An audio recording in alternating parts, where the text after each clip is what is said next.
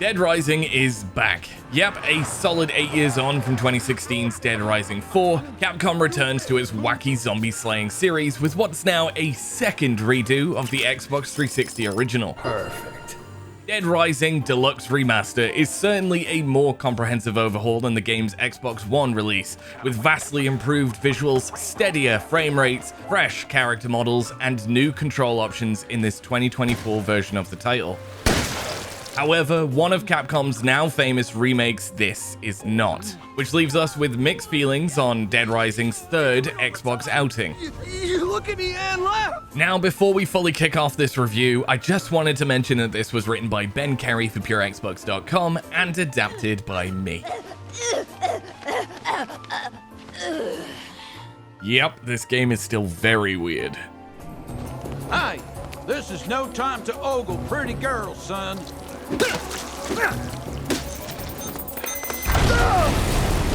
What are you doing? My shot! You ruined my perfect shot!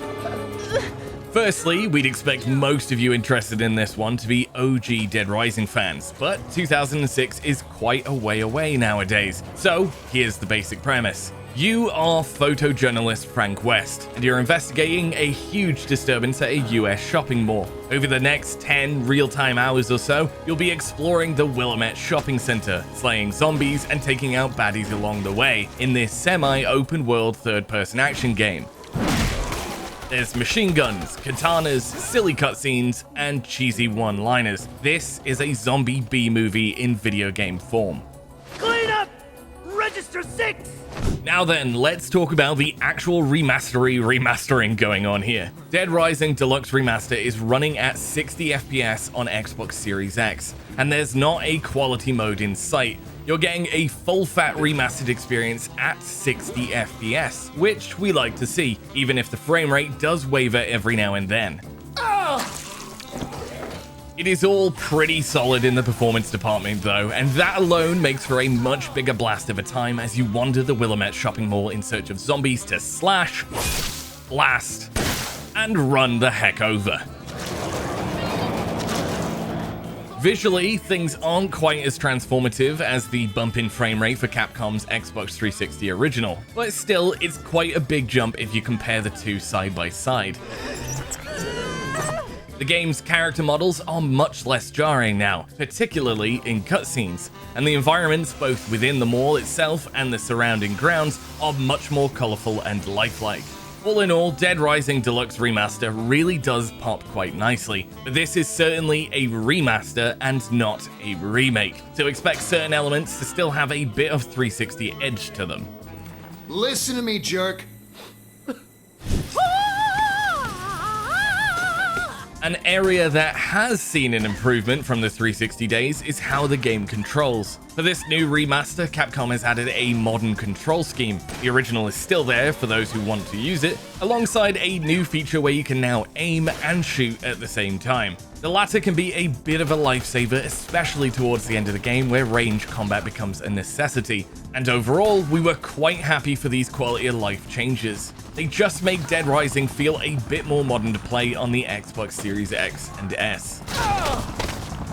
However, much of the rest of the Raising the Dead shenanigans remain the same as they did way back in 2006. Yep, the game's timer is still in place. Yep, there's still a load screen between every area of Willamette Mall. Yep, you've still got to cheese your way through pretty much every boss fight, and generally speaking, it does feel all a bit dated in 2024. Oh yeah, I know why. It's because you're a mole. That's perhaps to be expected. After all, this is a video game with its design rooted in the early 360 era. And yet, with this release effectively being a second remaster of the first Dead Rising, we were hoping for a little bit more here, especially with how bloody good Capcom's new Resident Evil remakes are. This is Dead Rising largely as you remember it, but we think the removal of the game's restrictive timer and a seamless open mall structure would have worked wonders for freeing players of some distinctly 2006 flavored shackles here. To be clear, these could have been options rather than the only way to play Deluxe Remaster, so that the Dead Rising purists out there could still get their original experience intact. Without these options, this new remaster is definitely more of a fresh coat of paint rather than anything truly revolutionary, which is fine. It's just worth knowing and expecting that before you fork over the cash for it. Actually though, we do want to shout out one new feature which saved our asses in the game's overtime mode, and that is autosaving. We didn't find this a huge addition whilst playing the game's main 72-hour timer mode. There are plenty of save points that we rarely struggle to reach, but when overtime mode comes into play and combat really kicks into gear, having regular autosaves every time we hit a load screen or a major plot point was a huge help. This, combined with the tweaked controls, are the best features Capcom have packed into the Dead Rising Deluxe Remaster.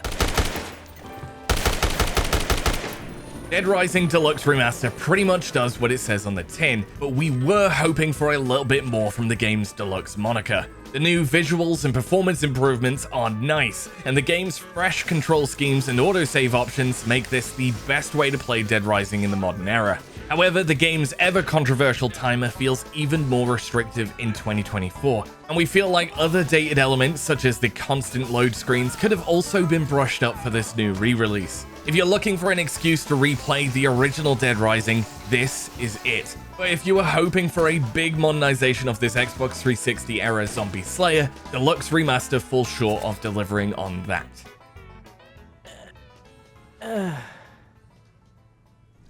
Well, there you have it, a good score of 7 for DRDR, and Frankie's new face. What do you think of Dead Rising's new look? Will you be picking it up? Let us know your plans in the comments. And with that, all that's left to say is bye-bye for now. Cheerio!